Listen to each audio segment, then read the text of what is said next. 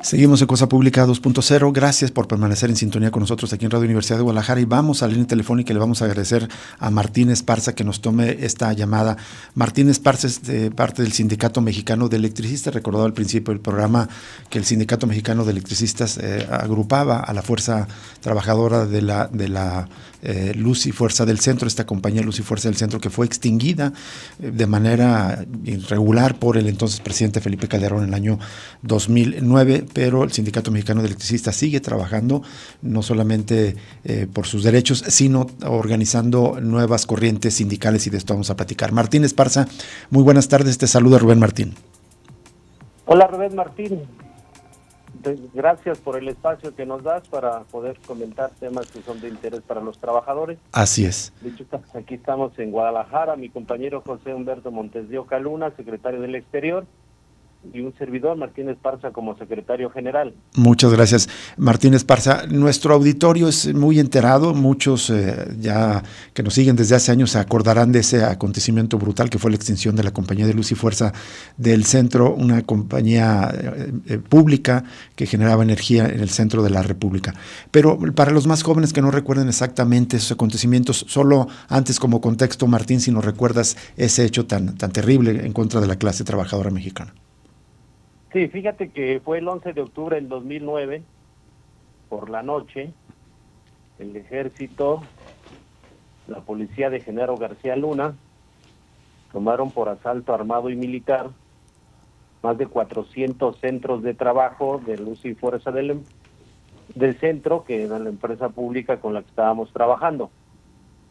Y lo hicieron en el contexto de una crisis económica mundial del 2008, y el decreto lo fundaron en términos de que lo hacían por bien del interés público y de la economía nacional.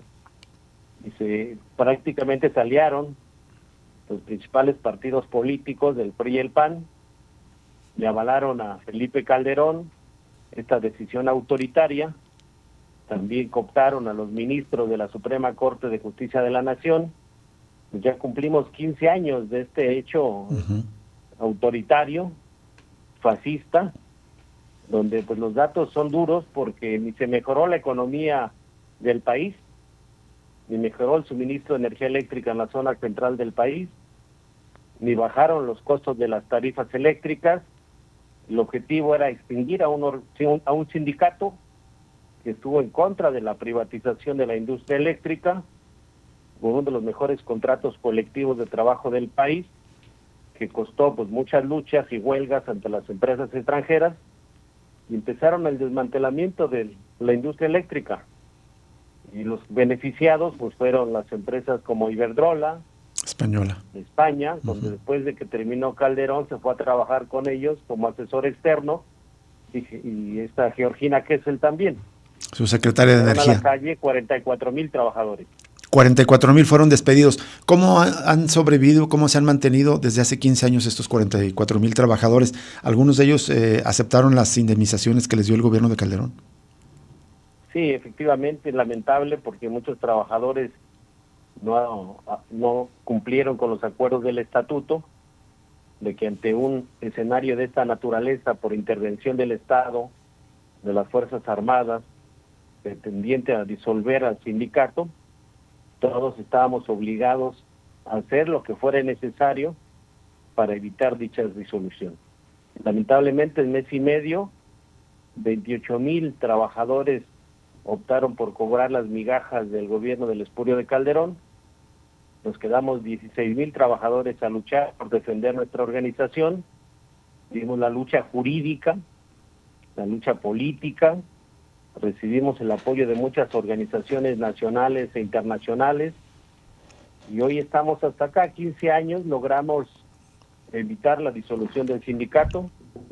Con la lucha de resistencia recuperamos las principales centrales eléctricas de Luz y Fuerza, recuperamos fábricas y talleres, y hoy pues estamos suministrando energía eléctrica nuevamente con nuestras hidroeléctricas recuperadas y con la fuerza de los trabajadores para alimentar el alumbrado público de la Ciudad de México. Continuamos con nuestra lucha. Martín, porque prácticamente nos deben la reinserción laboral. Están entonces estos 16,000 trabajadores que no aceptaron las liquidaciones del gobierno de Calderón, ya volvieron a trabajar ahora en estos centrales que nos estás informando. ¿Están asociados con alguna empresa privada? Sí, fíjate que los trabajadores con la lucha resistencia recuperamos una concesión para uso y explotación de las hidroeléctricas y una termoeléctrica que está en Tultitlán, Estado de México. Se hizo una sociedad anónima promotora de inversión, una empresa portuguesa que se llama Motangil, y ahí es donde el sindicato y nuestra cooperativa, porque también constituimos una cooperativa de producción y servicios, se llama Luz y Fuerza del Centro, donde todos los trabajadores tenemos un certificado de aportación y estamos en el proceso del desarrollo para avanzar de que todos los trabajadores tengan fuente de empleo, porque no todos están trabajando directamente en las hidroeléctricas, sino ahorita con el nuevo gobierno de la presidenta Claudia Sheinbaum Pardo, vamos a presentarle una propuesta de transición energética justa, donde con las habilidades de los trabajadores que aprendimos a lo largo de más de 100 años en nuestro país, por cierto, el 14 de diciembre vamos a cumplir 110 años, somos de los sindicatos más longevos en México. Así es. Y hoy estamos aquí en Guadalajara porque estamos también promoviendo nuestra Confederación Nacional Nueva Central de Trabajadores, que es una central que se inició su proceso de construcción desde el 2012. Martín, te pido un favor, solo antes de entrar a este tema de la nueva central, solo preguntarte si de parte del gobierno, antes de que se fuera evidentemente López Obrador, hubo un acuerdo con el Sindicato Mexicano de Electricistas para dar ciertas prestaciones a sus integrantes. Pues mira, el presidente anterior hizo un decreto para darles una compensación vitalicia por justicia social, así se llama, para reconocerle a los trabajadores que tenían 19 años, 6 meses, un día, el 11 de octubre del 2009, y darles una pensión, una ayuda de una pensión con el salario que tenían en esa época, que fue el 50% del salario que tenían. Entonces fue un apoyo, no les tocó a todos los trabajadores, los que tenían esa condición solamente eran un promedio de 7,200 trabajadores. Son los que tienen esa compensación por justicia social, ¿se llama? Vitalicia por justicia social nada más. De acuerdo, muy bien. Ahora sí, compártenos de este esfuerzo que están llevando a cabo de esta nueva central, ¿cómo se llama? ¿Quiénes están participando en esta iniciativa? Pues mira, somos una confederación ya constituida legalmente en términos de la Ley Federal del Trabajo. Los integrantes de la promotora en su momento, pues quien nos ayudó, en paz descanse, don Pablo González Casanova, él es el que nos ayudó a hacer los documentos básicos, declaración de principios, y empezamos con varios sindicatos, entre ellos el sindicato de la Universidad Autónoma Metropolitana, también el sindicato de la Universidad de Chapingo, la sección 9ª de la Coordinadora Nacional de Trabajadores de la Educación, el Sindicato Mexicano de Electricistas, el Sindicato de Empleados Públicos del Sistema de Intermunicipal de Servicios de Agua Potable de aquí de Guadalajara. También están las cooperativas principales como Cruz Azul, como Pascual, Trado, que también es de acá, cooperativas de ahorro y préstamo. Entonces tenemos un colectivo de cooperativas, tenemos federaciones de servicios, tenemos sindicatos de industria, entonces muy diverso a nivel ya nacional. Tenemos ya nuestra toma de nota, la Confederación Nacional de las y los Trabajadores, tenemos personalidad ya jurídica para atender los temas de las violaciones de los derechos de los trabajadores, de los sindicatos, de las federaciones. Y la Confederación, pues recién también hizo un proceso de amparo contra la reforma que hicieron para pagarnos las pensiones en UMAS y no en salarios mínimos. Y llegó hasta la Corte ese amparo, pero pues lamentablemente la Corte hoy en día está secuestrada por ministros que fueron colocados desde la época, en su mayoría, de los panistas y priistas. Así es. Pero bueno, la nueva central tiene ya su personalidad jurídica, su toma de nota, y hoy estamos aquí en Guadalajara con los del Sindicato de Servicios de Empleados y Públicos del Sistema Intermunicipal, y el 30 de noviembre, que es este sábado a las 11 horas, se habrá una presentación aquí en Guadalajara sobre la estructura estatal de Jalisco de la nueva central de las y los trabajadores. Esto va a ser en la Casa Obrera, que está aquí en el centro, y esto pues va a permitir en nuestro proyecto de expansión sindical, estamos recorriendo pues casi todas las entidades de nuestra nación. ¿Qué tal, Martín Esparza? Le saluda Jesús Estrada. Un par de preguntas. Una es, de esta nueva central, bien comentaba usted que viene siendo impulsada desde el año 2012. De hecho, a lo largo de los años hemos seguido un poco la actividad también acá local de la nueva central de trabajadores, pero es preguntarle, la situación actual, digamos, de esta nueva central a partir de la reforma laboral del 2019, que se supone, cuyo objetivo era la depuración del sindicalismo charro y de protección patronal que hay en el país. Es preguntarle cómo este nuevo marco legal impulsó a esta nueva central de trabajadores y también si considera que efectivamente ha habido una depuración o no del sindicalismo vendido a los patrones y el sindicalismo corporativo. Con el gusto saludarte, Jesús Estrada. Fíjate que la reforma a la Ley Federal del Trabajo fue promulgada el 1 de mayo del 2019.